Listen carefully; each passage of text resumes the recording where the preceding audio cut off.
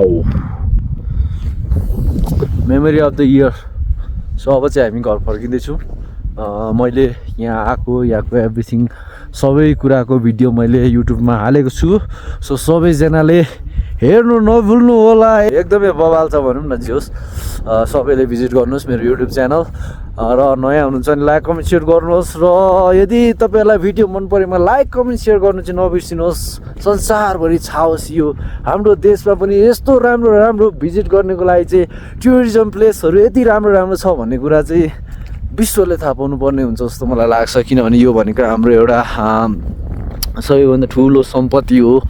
Tourism क्षेत्र भनेको नेपालको लागि मात्रै होइन, इच एन्ड एभ्री कन्ट्रीको लागि चाहिँ एउटा राम्रो इन्कम सोर्स पनि हो। सो हामीले चाहिँ यहाँको आफ्नो ठाउँको एडभर्टिजमेन्ट आफै गर्नुपर्छ। आफैले आएर डुलेर चाहिँ सबै कुराहरू देखाएर चाहिँ हामीले नै यसको चाहिँ मार्केटिङ भन्ने कुरा चाहिँ एकदमै जरुरी हुन्छ। हाम्रो इभन हाम्रो टुरिज्म प्लेसको पनि हामीले चाहिँ मार्केटिङ गर्नुपर्ने हुन्छ, एडभर्टिजमेन्ट गर्नुपर्ने हुन्छ। अनि मात्र आउँछन् देखेर मोरा हो। त्यसैले म के भन्नु चाहन्छु भने म अहिले भारततिर छु भने यता म अब नेपालतिर आइसकेँ। So this is the border. यो चाहिँ यतापट्टि हाम्रो नेपाल रहेको छ भने यता अर्कोपट्टि भारत रहेको छ। वाउ यहाँ के हो रातो रातो सब लाली गुराँस रहेछ क्या। वाउ होइन यो चस्माले त अर्कै देखिन्छ त यार। त्यो तलको रुखको पत्तातिर हिउँ परेको होला यार। यो चस्माले तर अलि रातो रातो देखाउँदो रहेछ यार। हेर्नुहोस् त साथीहरू, यो जुन गुराँसको बोटहरू पनि पुरा रातो रातो देखाइदिँदो रहेछ यार। म त यस्तो हेर्छु फुलेछ कि क्या भनेको त होइन रहेछ।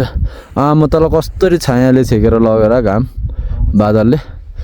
वाउ अब हामी फर्किन्छौँ या के गर्छौँ त्यो चाहिँ अहिले फिक्स भएको छैन।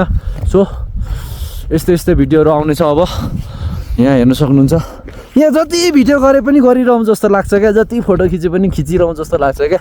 This is the place, this is the heaven भनौँ न। अबबाट अब धेरै भिडियो पनि बनाउनु हुँदैन। हाम्रो मोबाइलको चार्ज चाहिँ सक्यो भने चाहिँ फेरि हाम्रो बिजोक हुन्छ। भरे अब हामी कहाँ गएर स्टे गर्ने भन्ने चाहिँ हाम्रो टुङ्गो छैन। सो हामी फर्किनु पनि सक्छौँ। तर मलाई चाहिँ यहाँ आइसकेपछि यो पाहाडको सिन चाहिँ हेर्नु मन थियो। यो पारी चाहिँ एकदम दामी हिमाल पाहाडहरू देखिन्छ क्या, त्यो चाहिँ हेर्नु मन थियो। तर आई थिङ्क त्यो मेरो इच्छा पुरा होला जस्तो छैन। So anyway see you in the next video. Bye by.